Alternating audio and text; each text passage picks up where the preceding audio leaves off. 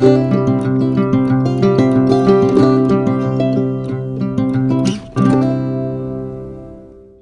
class, good day. This is your teacher, Miss Mars, and in today's video lecture, I am going to discuss with you the remaining two lessons of Unit 3. And we are going to talk first about Lesson 3, which is all about the key features and materials adaptation. So without further ado, I know you all already, and I also knew that you are very much eager now to really see if what are the details that we are going to talk about for lesson 3, lesson 2 rather, and lesson 3. So without further ado, let's begin. Hey class, so now we already have with us our PowerPoint presentation. So as I mentioned to you, I will be talking first about lesson 2, and lesson 2 is all about the key features and materials adaptation. So let's try to take a look at if what are the things that we have to probably look into. No, so first is we are going to take a look at the learner centeredness and critical awareness development. So again, key features and materials adaptation and learner centeredness and critical awareness development. We already know what is learner centeredness class, or what is learner centered, as it was already discussed, the different views or point of views between the learner-centered and the teacher-centered. So we already have a prior knowledge about what is learner-centeredness. So the materials, if you are a learner-centered, and that is really what is our focus, is learner-centeredness, of course, because we put our learners to be the center of our decisions, and at the same time we always consider them every time we choose a specific material that we adapt. So the materials should put learners at the center of the learning process and make them input providers. So that means whatever materials that we are going to adapt, we should always make sure that the learners here are, they are probably considered being the center, okay, of the learning process. Whatever their interests are should be considered. And at the same time, the material class should allow our learners to be able to provide input or to give their ideas, not like everything is already provided. So in our case, of course, you provide inputs or you provide whatever ideas you have through our activities. So for example, let's say we have module. So in the module, does the module allows you to provide your own, to express your own ideas or to provide input and probably share have known about the topic. And the teachers should be facilitators and coordinators. So when we say facilitators, teachers here would, let you do something or would allow you to do some task, and then you explore those things, you do those things, and the teacher would facilitate the the implementation or would facilitate in the conduct of the task or the activity, and or coordinators, and should provide a stimulus, meaning there should be something that would, you know that would definitely, kung sa pagkaon pa, like an appetizer. So there should be something that would stimulate you.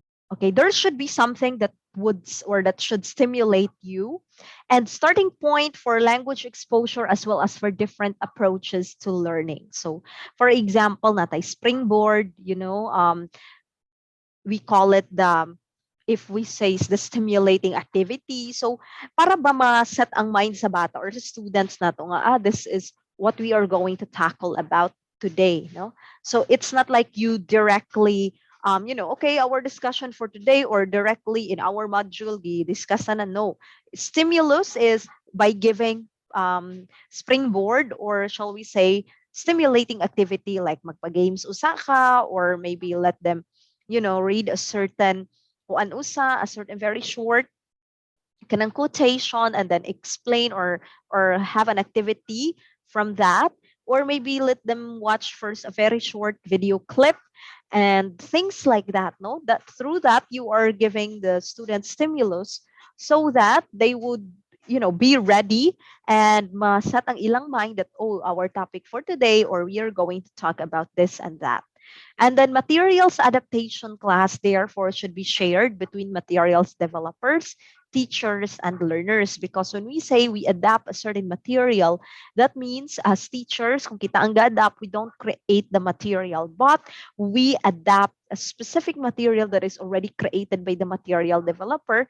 And kita teacher, we adapt it because we believe that this is the best material that would suit the needs of our learners. And at the same time, when we adapt, we consider the learners. So it is shared, no, among the people, like materials developers, also the teachers who use it, and the learners who are the center of the decision making. Why? Kung ikaw teacher, why would you choose such material? Is it because you believe this material suits very well to your learners because of the following reasons or because of the following bases that you have? So next, this is the first key feature, learner-centeredness and critical awareness development.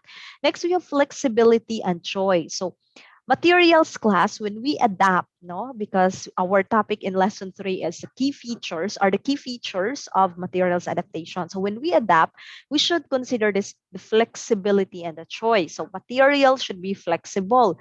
When we provide materials to our learners, it should be that the students would be able to choose different activities, or we could play with the material, no, we could play with the material because it is not only confined to a single activity, but rather we could be able to choose different or various activities, tasks, projects, and approaches, thus of adapting the materials to the learning needs of the learners, okay, to the needs of our learners. So, bitaw class nga, ang first yun, it's actually learner-centeredness. Because if our principal class, when we are going to adapt a material and we basically consider the perspective, or we are a learner-centered teacher and we look into the perspectives of being a learner-centered educator, then we should always consider our learners, no? Because they are our clienteles and we should always consider their needs. That is why material should be flexible. It should not be like this material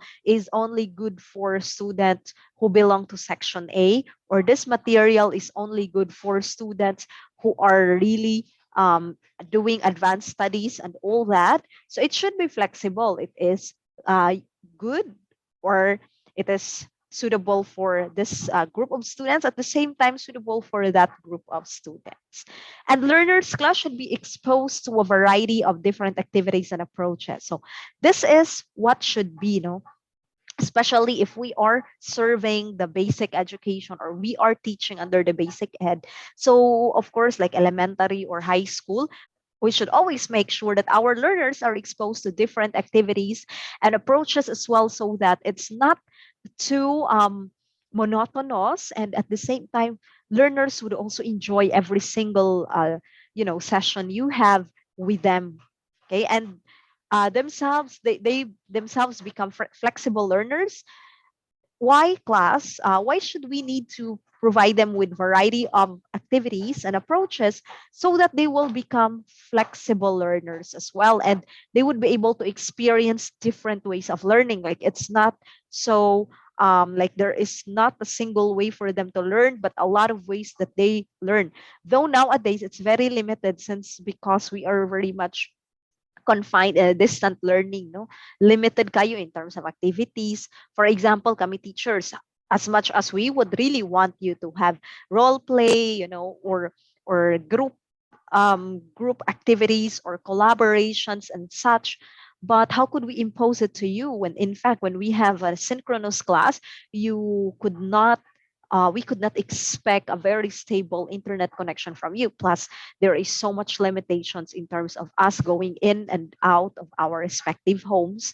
So for now, because of the pandemic, we are very much restricted. So there are a lot of restrictions. But if we are going to look back the face to face, our experiences, we really have a lot of opportunities to really make sure that we provide you with the varied activities. And if you are given with so many activities, like variety of activities and at the same time approaches, you as learners, you also adapt to it, and you would also become a flexible learner because whatever type of activity that would be given to you, you already experience it, you already learned it, you already know how to do it because of prior experience. That's why it would make you become a flexible learner. So this is one of the key features, class, especially you guys will become teachers in the future. So you have to make sure that when you adapt materials, you should consider this, flexibility, and at the same time the choice.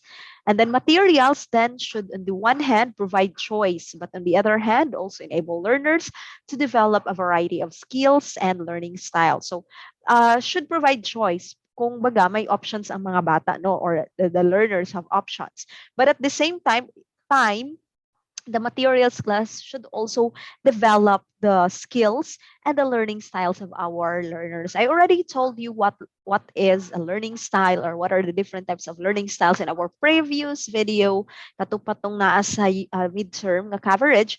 And also we have here a variety of skills. So we know also what are the different skills, no? Especially our subject or our discipline is English language. So we know there are 4 macro skills, but actually 5 na siya.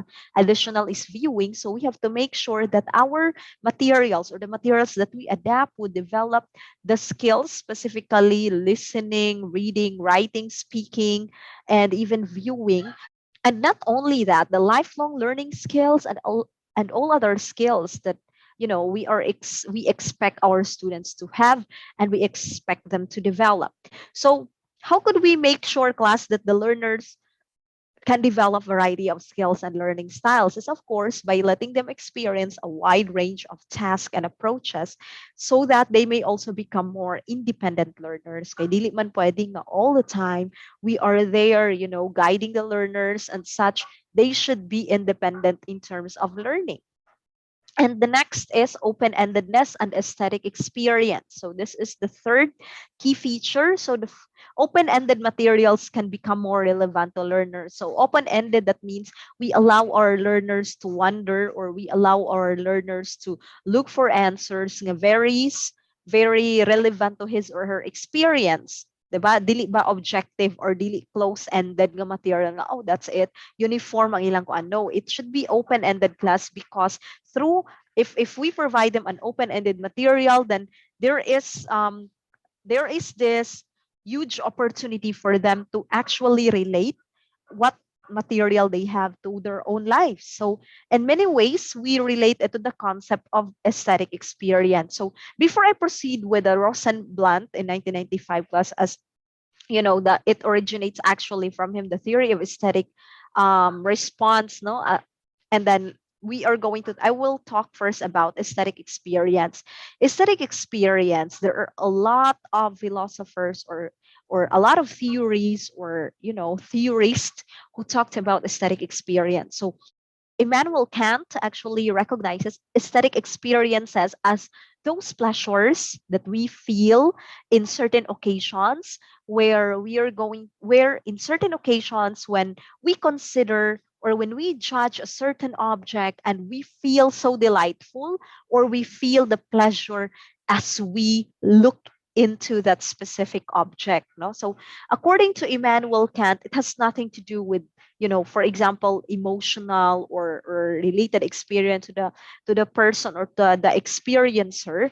But when we say aesthetic experience, you just feel happy or you feel the pleasure because that certain object is really delightful, and and everybody else could really feel the joy or could feel the pleasure when looking at that object. No, the idea of Immanuel Kant was disagreed by a lot of theorists, and actually other theorists or philosophers said that when we say aesthetic experience, it is the feeling, okay, it's the emotional involvement of the experiencer towards a certain thing or object that he or she is looking at. So it could be a feeling of being, feeling happy or good, or it could even be the feeling of, to feel being bad, And one example is, for example, you're looking at sunset, diba? Kita kag sunset or sunrise or whatever nature unsa pa na nga, you really feel oh, it's really, I feel so good when I look at it. That is aesthetic experience. Okay. And somehow human nature by a class now, when we look at that thing or a view like that, and we feel so good or we feel so bad, and then that is aesthetic experience. We always relate it to our experience, our prior experience before, because we were able to relate with it. Diba? That's why there is an emotional involvement. That's according to other philosophers. So Immanuel Kant's definition of aesthetic experience, just really circulates on the idea that there is pleasure that is associated with certain occasions when you are trying to judge or when you are judging an object, no? And it has nothing to do with your prior experience, or there is no relation at all. It's just that you see it and you feel good about it. And that's it, because it that thing is delightful and others would also feel the same way. Okay. So the aesthetic experience actually, it the idea which the idea of the aesthetic experience, it was originated from the theory of aesthetic response, and it was being put forward by Rosenblatt in 1995. So what is aesthetic response? It refers to the process of reacting spontaneously when reading literary text. Now, class, we are going to relate it with our topic nung anong naata aesthetic experience, because our topic in general, it's all about language learning, materials development, and in this unit we are talking about materials adaptation, diba? So why is it that we talk about aesthetic experience? When we adapt a certain material, we should always make sure, class, that students would have this aesthetic experience, no? Maka-feel sila og aesthetic experience when they look at or when they use the material we adapted. And through that, nasa sila gitog og aesthetic response. So it refers to the process. How would they react spontaneously when they read a certain literary text? Hence, it involves interaction between readers, language, and text. If students would experience, or if students would have this aesthetic experience, then obviously it is expected that they would have aesthetic response. That is why as teachers, one of our crucial roles is actually how to choose specific material, or how to adapt a specific material that would provide aesthetic experience to our learners, so that their aesthetic response would be stimulated. So, for example, nag-choose ba karon og poetry, and then what is the theme of the poetry in general? So, does do you think the theme is relatable, or do you think the literary text that you chose would bring such aesthetic experience to our learners? Okay, that is the question. So somehow, first, it has something to do with the theme, no? So if I may recall, because when I was a student teacher, a lot of my students in high school, if we chose a certain literary text of which the theme would talk about love, they would really relate, because, of course, high school, they are young adults or teenagers, to be specific, diba? They are in the adolescent period. So with that, they already feel attraction, or they already feel that infatuation and even love, no? And not only, we all feel love because we have love for our parents, we have love for people around us, we have love for our loved ones, we have love for our friends, and everybody feels love or love, no? So that's why, if I may recall, once I chose a literary text that talks about love, like everybody else in the classroom, all of my students at the time were like really participating. So their spontaneous reaction with the literary text that I gave them, that is the aesthetic response. And the feeling that they have when they read it, that is their aesthetic experience. Okay. So the aesthetic experience has to do with enjoying something for its own sake. Okay, when you see something, class, that you really love, so there is aesthetic experience. So for example, not even dili lang gani kay nature or poetry or short story, whatever literary text, even a photograph. When you see a certain photograph of something, and then you feel like pleasure when you see it, then that there is aesthetic experience. And human intention is a necessary factor in determining whether or not something is art, because of course this is, again, this one here, it's relative, meaning it depends on the person. Beauty, and remember, there is this cliche, diba? Beauty is in the eye of the beholder. So some things are found to be beautiful by others, while other people may really not find beautiful with that one. So aesthetic experience still is something really relative, if I may give my own point of view on this one. Okay, and Louis Rosenblatt, reading is an individual act. Meaning is constructed when the reader adopts a stance along this aesthetic efferent continuum and then synthesizes and organizes information based on his or her interactions with the text. Because we have to incorporate, or we have to associate reading experience with the experience of our learners when they are looking into or reading a certain literary text. Kaya our subject is, or our topic is, materials adaptation. So interaction and dialogue between children and adults is a vital ingredient of transactional pedagogy. No? When thinking about children's reading in terms of this transactional reading theory. So when we say transactional pedagogy class, there we should allow our learners to be able to interact, no, with each other. Okay, class. So this transactional theory would allow our students to interact, and that is really what is our target, no, as English language teachers. So we are now talking about transactional theory here that is being developed by Rosenblatt, and of course, obviously, we have to focus our discussion on the interaction of the learners towards the material that we let them read, no? So there are two types of responses here, efferent responses and aesthetic responses. So kung maingon kag efferent, that means fact-oriented responses. So this is very academic to, in a sense, but the aesthetic responses, it's your the personal and emotional based responses. So that's why, if you could recall also in your literary criticism or appreciation, you talk about various theories and how you're going to analyze a certain text, and one of those would be the reader's response, and the reader's response would it's the same with the transactional theory, so personal and emotional based responses. So that's it on transactional theory, and as what I mentioned earlier, and that it is another term for reader's response theory. And that is why, if we allow our learners to connect with the text based on the prior experience that they have, the prior knowledge that they have, then the text or the material that you are adapting is really relevant, and that is really useful for the learners. And it would be easier for them to learn since they relate with it.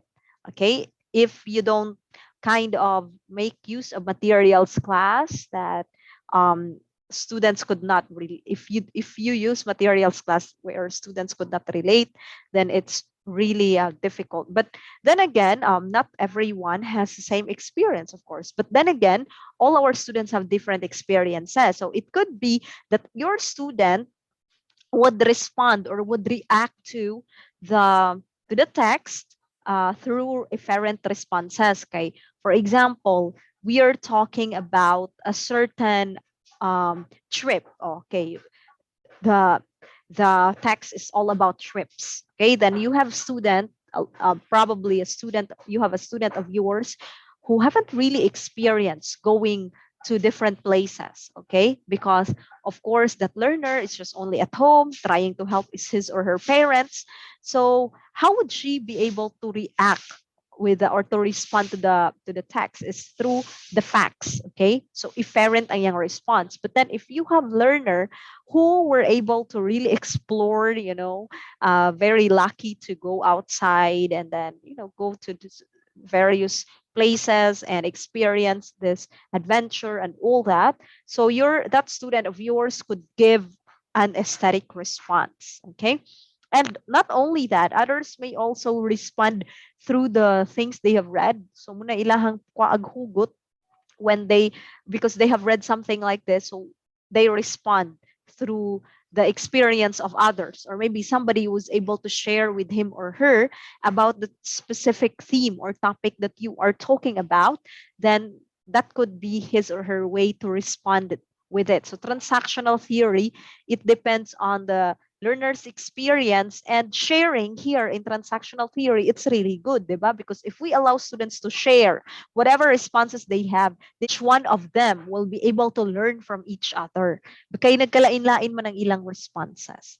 Okay, so some of the major elements, class, of such type of experiential response, such as the voice of the narrator and that of the reader, as well as the role of the receiver and the one of the producer of the literary input, become overlapping and interchangeable. An aesthetic experience, it typically represents the immediate response to language and literature.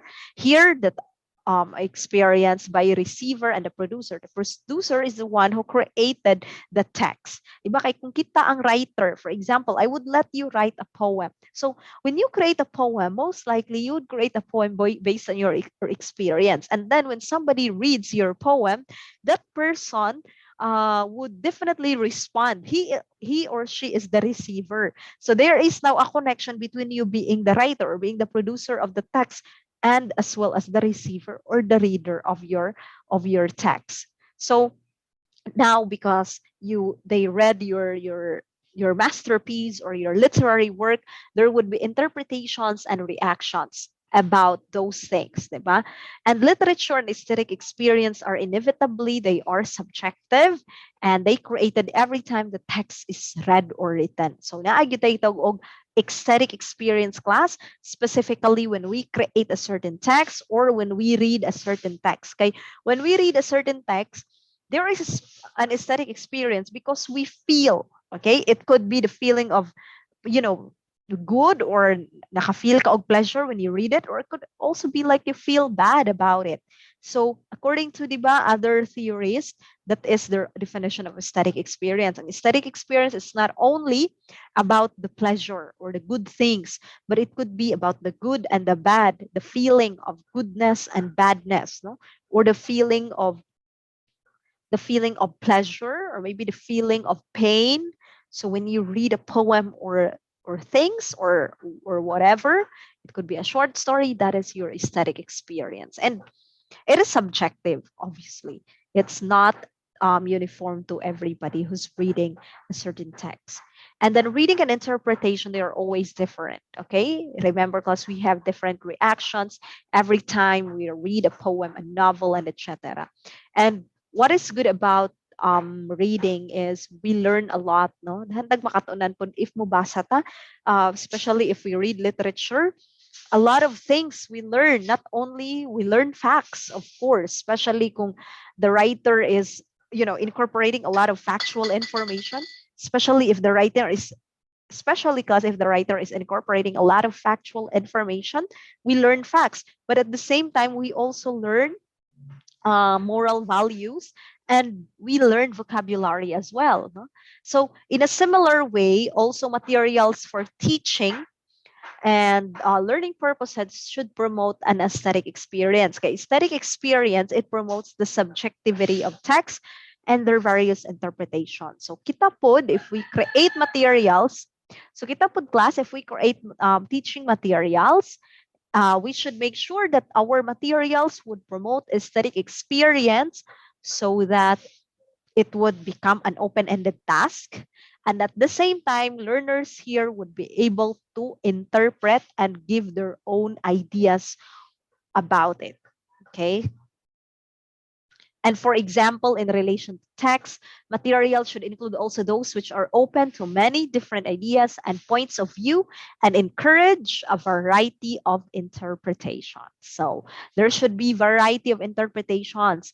Dili lang kay single interpretation only, because we don't monopolize, no? We allow our learners to express.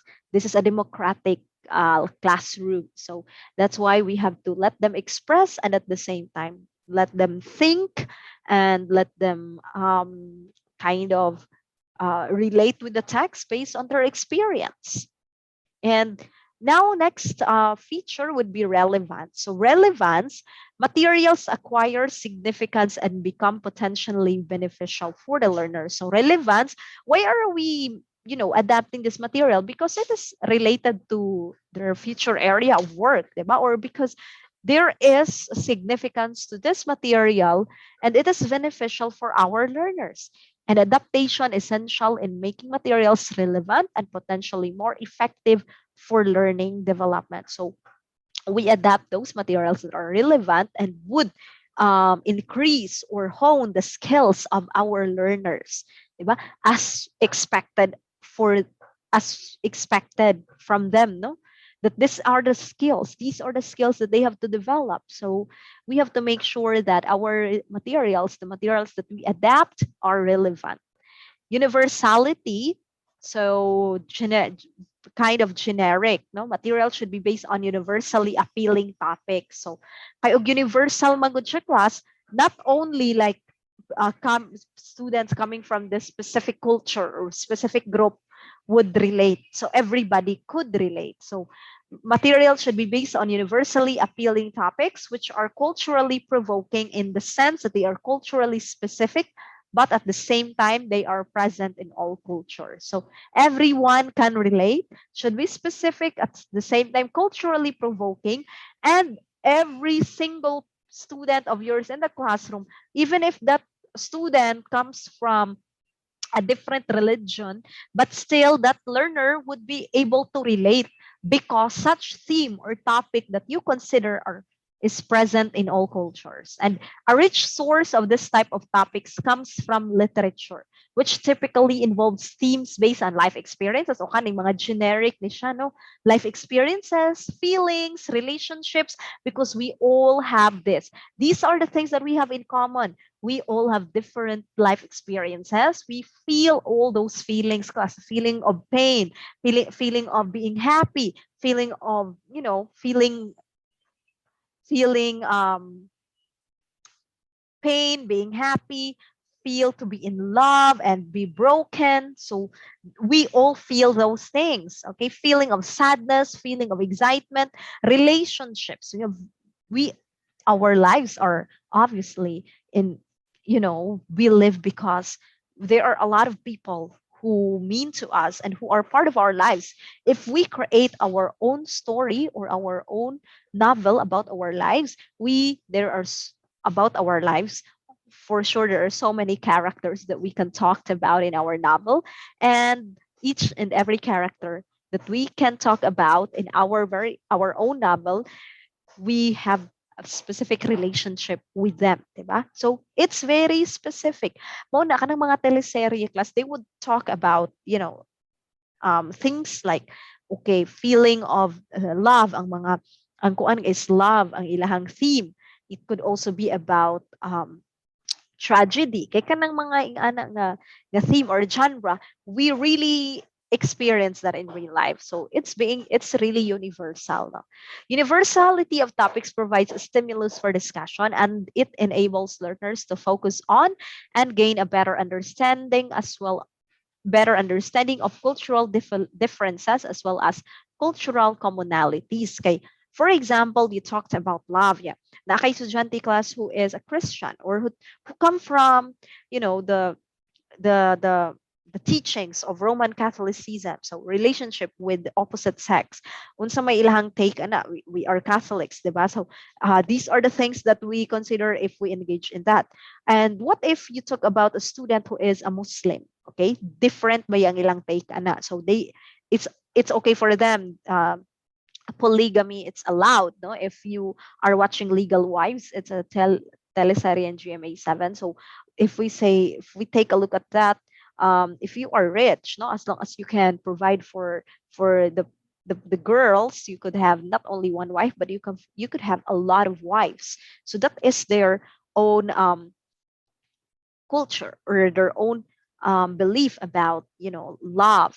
Okay, and what if you would also talk about to a student of yours who maybe is an atheist, okay, does not have any religion affiliation or something, or maybe you would talk about with somebody who is having this kind of religion. So through that you would be able to listen or to hear from each and every one of them, and they would see, that's how they would differ in this sense. So, and at the same time they could look at asa daay ang common nato, okay, when it comes to our culture. So it's really good if the topic is universal because dili ka magka-discriminate sa imong learners in terms of their beliefs, backgrounds, and culture. But most specifically, ang nakanindot ani is you would be able to understand cultural differences, and the learners themselves would class would see cultural differences and commonalities among them.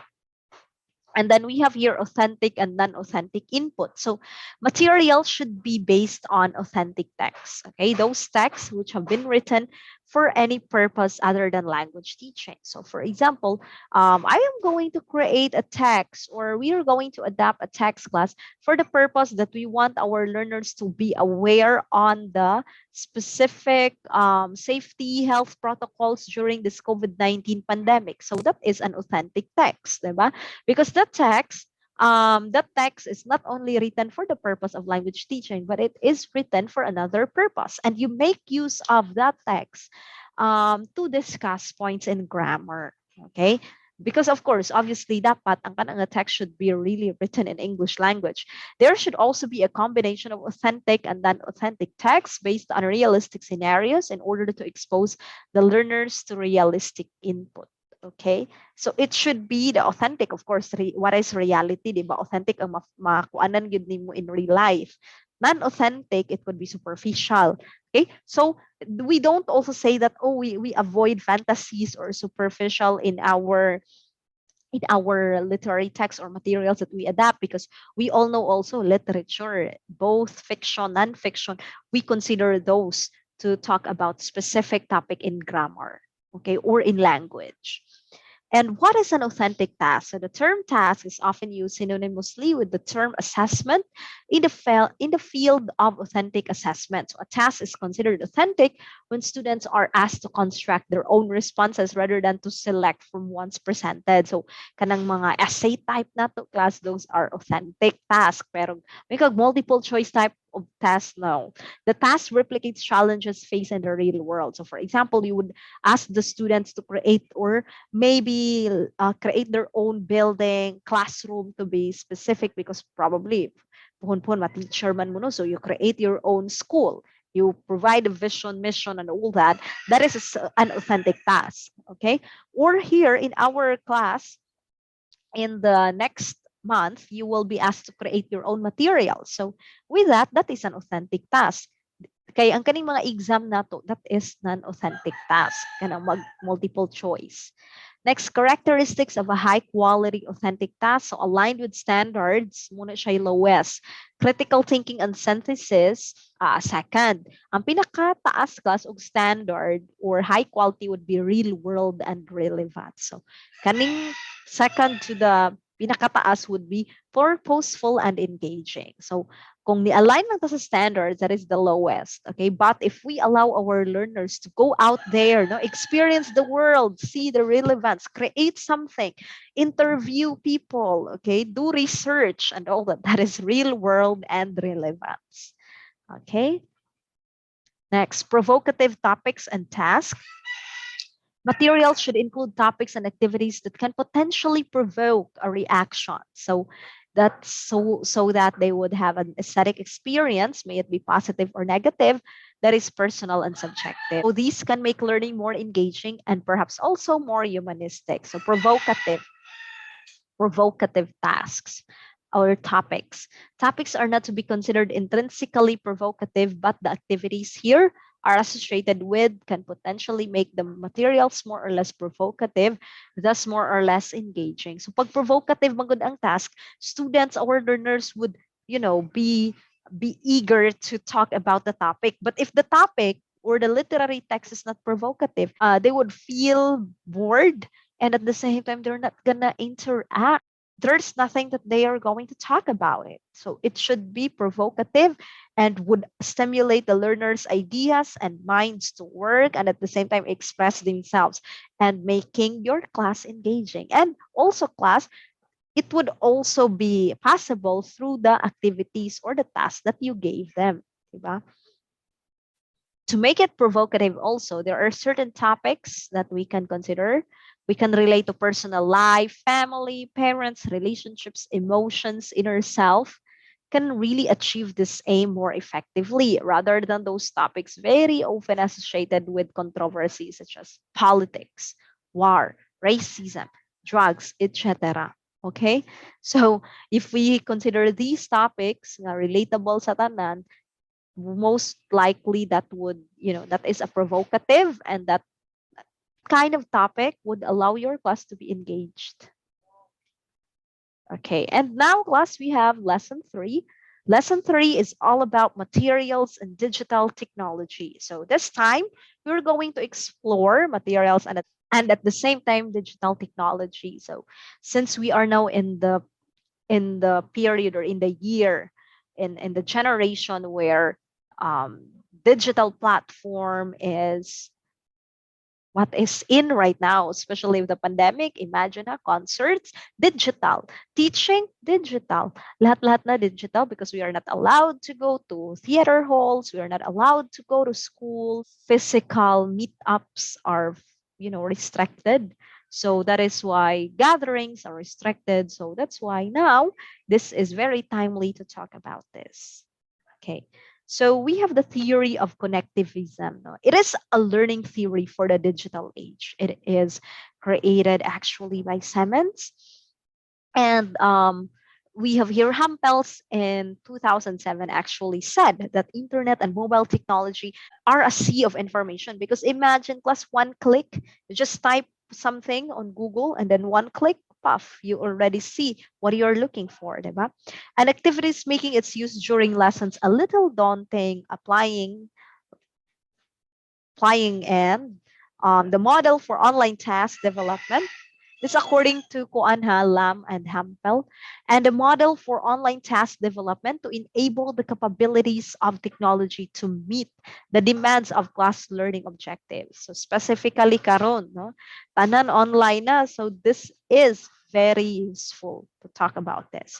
Paulson, cited by Carlson in 2009, notes that the effective use of online materials may provide positive spin-offs for learners, much the same as if they were immersed in the language and culture while studying abroad, because now it's easier for us to connect with each other. Even if the person you are connecting with is from the other continent, you can still talk and interact and engage with each other because of internet, because of technology. Okay, so now the world becomes very small. Okay, so it would even give us an opportunity to be, immersed in various language and culture, even without going there physically. It's thanks to our technology. And with that, it would also help us to improve our language acquisition, specifically in English language, acquisition. Second, language acquisition, or our SLA, since in our case, class, we consider English as our second language. So one example would be this. This is a website that you can use, Voxopop. Okay, young learners and older students often have strong opinions about current affairs and world news. So you can make use of this website. This is an audio voice forum website and allow the students to share their ideas with others. So this is, you can check and explore actually all the websites that I am going to talk about in this kanang lecture. So Voxopop, you can check this, and this is how it looks like. So you can interact, no? If you are into current affairs and world news, go ahead, check this website, and you would be able to interact with other people, and you will also be learning from them, because we all know, class, that learning is good if we learn from each other. Okay, and then we also have blog of the week. So the blog of the week, so the WordPress, okay, WordPress. I let my learners before used to use WordPress so that they can share their write-ups with others. So this is actually a blog, no, blog. So blog of the week, you can make use of that, specifically kaning WordPress nga software or website. So it is ideal for this exercise. If you make use of this link, okay, you can incorporate a lot of multimedia in your text. and you could share it with others. They could give comments, so you can make use of pictures, even videos, and create captions or stories out of it, and then you share it from we should share it with others, and they would learn also. So through this, our students would have a very good experience in terms of writing, no? And also interacting with others. And then Scribble.com, a useful tool in an interactive classroom, which allows students and teachers to annotate online text with highlighter and virtual sticky notes. So we have Scribble. You can check other websites or other things that are included here. We also have intercultural email classroom connections program. So students make pen friends in multi-language classes and stay in touch with them even when they have left the school. This method is likely to be more valuable than instant messaging, where messages are shorter and slang and colloquial English is common. Though it's not so recommendable. Though class, if it allows you to make use of colloquial English, so you are learning here conversational English. Okay, so intercultural email classroom connections programs, intercultural, you learn from others, no? And then social networking writing group, for example, Facebook. Okay, for example, Facebook, Instagram, Twitter. Okay, go ahead. You know those social networks. So students would all need to be members of the same social networking group. So for example, Facebook, in our case, GC, diba? Karon GC na, group chat. Learners could be invited to join the group and it would be kept private so that only the group had access. So Grammarman, the website allows students to revise various grammar points through comic strips. But also class, if you also would want to you know, have an application to check your grammar in something that you are writing, you can also check Grammarly. Okay, Grammarly, it's also one of the best, okay, websites or applications that we can use. We also have IRSize. IRSize offers students an opportunity to build up their reading speed with well-written, graded text online, a simple but friendly website that can be used during in-school computer lessons. So this is only good if we have some in-school computer lessons, so it can have this higher size. And Bablar allows learners to create photo series by downloading pictures from Flickr and inserting speech bubbles to act as a narrative for the events unfolding in the story. But we also have Canva. Okay, Canva, if you knew Canva class, I think you're also using Canva. It's also good, no? Because you can create a lot of things there in Canva. And then online podcasts. So current podcasting is really, very stream. Grabe ka, mainstream rin ang podcast. Okay, podcasting, just like listening. Okay, naminaw ra ka, murag radio ba? And then it's just you're using or you're listening through your phone.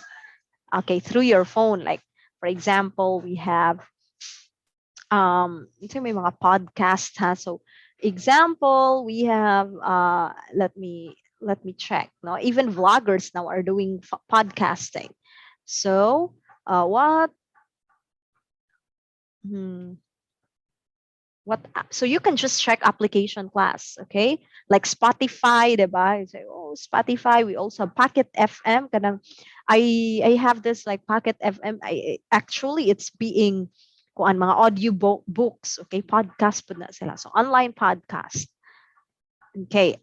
So this will be your task number 2, and I am going to include this one in our task class that I will add in Google Classroom. But before that, we will have first an exam. Okay, Google Forms sa tanya mag-exam before I will post our task for Unit 3. Okay, so you will just explore technology-based digital language learning materials and tools and have these presented in our Google Classroom. Okay, so this will be your task, and this won't be done individually, but this will be done by group. So just wait for my instructions on the Google Classroom. But before all these things, we are going to have first our exam. Okay, so take note on that. We will still have our exam. And with that, let's watch this video.